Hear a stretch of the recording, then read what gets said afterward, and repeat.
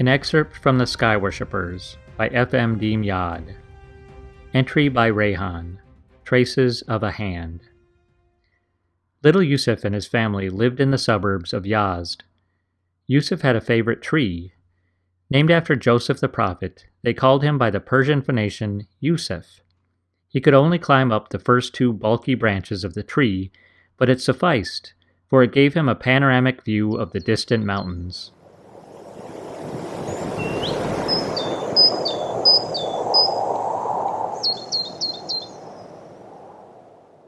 The early morning weather felt a bit cold, but he didn't mind, since he was pretending to be king for a day.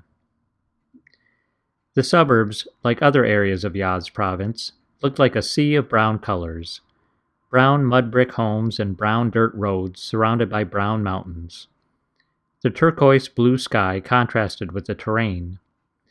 Rivers, lakes, oceans were nowhere to be seen, but patches of flowers added bursts of bright color to the mellow landscape. The hefty trunks of tall trees rested against fences built with piled-up mud bricks. Their branches appeared black in the early morning light. Yusuf climbed onto a branch where he could see the horizon. No snow ever capped these mountains, and they remained as brown as the rest of the landscape throughout the year. But on that morning, there appeared to be a black cloud covering over the peaks. It was as if ants were crawling down the mountaintops toward the town. He climbed down and ran to his mother, sitting by the kitchen window. His tongue protruded through his top two missing teeth, which made a funny sound when he pronounced certain letters. "Mama, Mama, ants are crawling down the hills." "Yusuf, it is Easter Sunday, and we are headed to the church, so you better get dressed instead of climbing up trees like a monkey." 7-year-olds have such an imagination, Armina thought. She had to raise her 4 boys and her daughter by herself since her husband died of consumption 4 years earlier. Her children, the eldest child, Yahya, a boy of 19, the twins, Malik and Murad, almost 13, and the youngest, Ida, 2 years younger than Yusuf, were her treasures. Armina rolled up the straw blind and opened the kitchen window. In her small yard, she had planted every imaginable herb and a variety of flowers for medicinal purposes, some already blooming and some past their blooming time.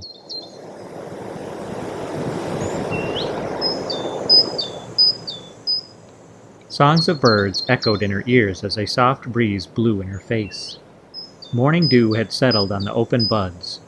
Hope climbed gently into her heart. One day her children would grow up, and they would no longer need her care. They would get married in the same church where she had said her vows. How quickly time had passed. Her husband's early death had left her with many cares. Her sole supporter now was her eldest son, who, despite his young age, had taken on the responsibility of a small apothecary shop they owned. When still a child, Yahya had memorized the names of all the herbs his father kept in his cabinets. He later preserved in learning their uses from a friend of his father who practiced medicine. Armina's gaze lingered as she took on the menial inventory of her crop. She would harvest most of the herbs for her son's shop, and some would be left for her to use in the large pickling jars she kept downstairs in the wine cellar.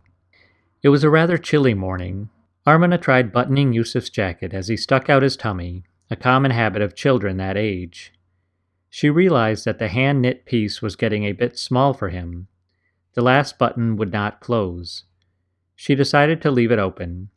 She would have to make him a new sweater. "Yarns are expensive," she sighed to herself. She could undo the yarn on this one and remake it into a ruffled little sweater for Ida. Yusuf kept staring at the last button, his cheeks drooping. But the concern she saw in his big brown eyes when he looked up was not about the button. "There are ants crawling down the hills," he repeated. As he spoke, the pale white light of the early morning sun illuminated his angelic face. Armina would have normally dismissed Yusuf's comments, thinking maybe he had ants crawled up his pants, but when she looked, she could not find any on his body. She frowned pensively. Last night she had had a premonition of something terrible happening. She sent her eldest son out to investigate what had troubled the child.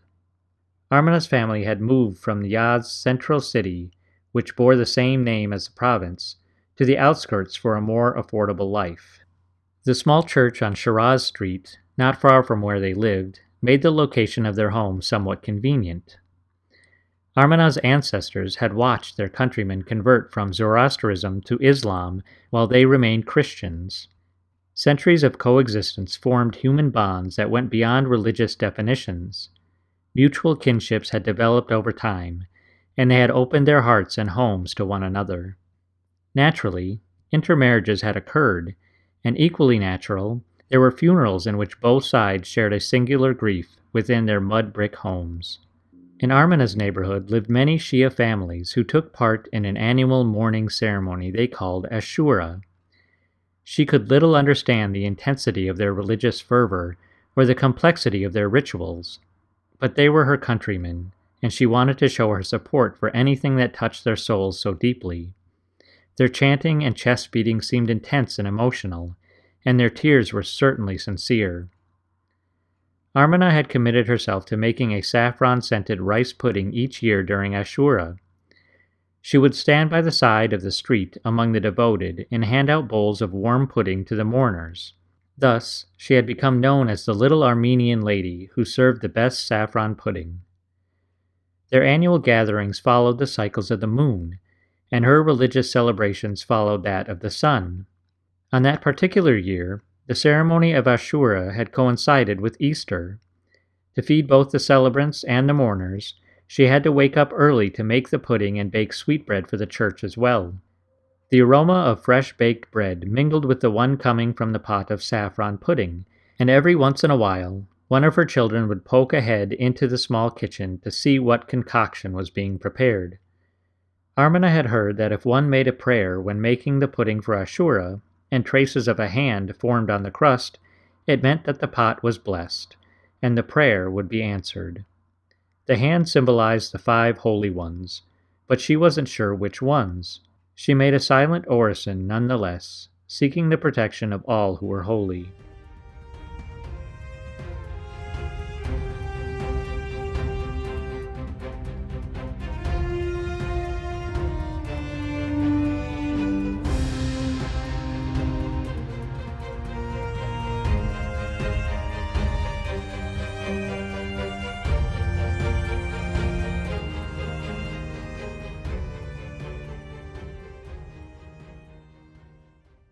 Armana could hear Yahya run outside the moment she called him.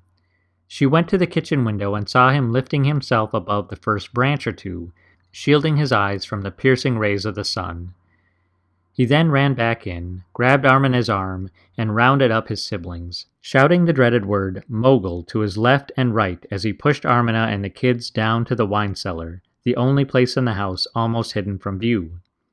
This sanctuary had other advantages. They kept wine barrels, containers of pickles, and honey, as well as rolls of cheese there. That would keep them well fed for as long as it took for the monsters to leave. Armana had run in and out a few times to gather what provisions she deemed necessary and was quite out of breath. Hearing the screaming of neighbors outside, she locked the cellar door for the last time.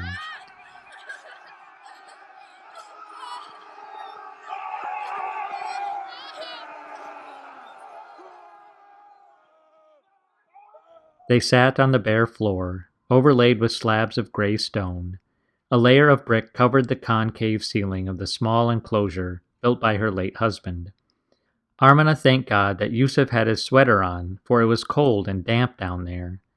The weak light of a flickering wax taper illuminated the faces of her children, the twins, Yahya and Yusuf. Then a sinking feeling, a cold sensation gripped her. Where is Ida? "Where is Ida?" she asked, barely audible, trembling at the thought. "Where is Ida?" she suddenly shrieked in horror. "She slipped out to fetch her doll right before you closed the door," Yusuf said meekly. Armana reached for the door, but Yahya's firm hand grabbed hers. "You leave this place, Mother, and God is my witness. I will not let anyone from this household come to rescue you. I hear the shrieks of horror out there, and I know the place has turned into a slaughterhouse." She was surprised to see such strength in her eldest son, but he did not know what length a mother would go in order to save her child.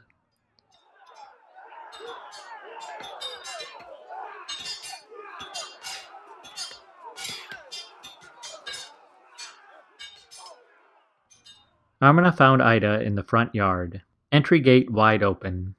An alien soldier stood in front of her. She was staring with wonder at the apparition before her. Ida had never seen a warrior before. This huge man with heavy armor dismounting a horse must have amazed her. She probably wondered if this was Rostam, the epic warrior of her nighttime stories. The foreign warrior pulled out his sword, shining, beautiful. He raised it. Ida stared, as if awestrucken by the gleaming object coming toward her face. Armina stretched out her arms, her child beyond her reach, her speech silenced by fear. Her heart cried out, "Is there anyone out there who can help me?" A mirage, an apparition, approached on horseback. More of them came, with faces covered. Like phantoms out of a midnight dream, they converged before her. Who are these men? Angels of heaven or demons out of perdition? Are they mourners of Ashura? But they would not be riding on horses, she realized. She could hear their breathing. Someone pulled Ida's shirt from behind. A head rolled. Not that of her daughter. A sword had beheaded the enemy warrior. Armina saw the severed head rolling away like a ball. It is all a game. War is a game, rang in her thoughts. Ida ran toward her. Is this a dream? Both sobbing now. 2 other Mongols who were also at the scene fled. The monsters were gone. A black-clad man who seemed to be the leader of the horsemen rolled down the bandana that was covering his face. His smile exposed rows of white teeth that contrasted with his sun-darkened skin. Armina asked tearfully, "To whom do I owe my life and that of my child?" "Name's Jamshid. They called me the Jackal. The country is under Mongol invasion. We have formed our own vigilante group, helping whom we can and warning those we can't." "Then you must be the famous thief." "Well, I have sort of given up the profession, for a while now, and I'm fighting for a cause," replied the smiling former robber, obviously encouraged by the look of approval on Armina's face. "I thought the army of the king was pursuing you. Where is the army? Why aren't we being protected?" "The king's army is in disarray. The Mongols are conquering city after city. The bastards do not fight their wars conventionally. They attack from every corner and every side. The soldiers are panic-stricken." "And where is the king?" "The king fled to the capital like a terrified hare. The last we heard, our mighty monarch sought refuge in a faraway island of the Caspian Sea.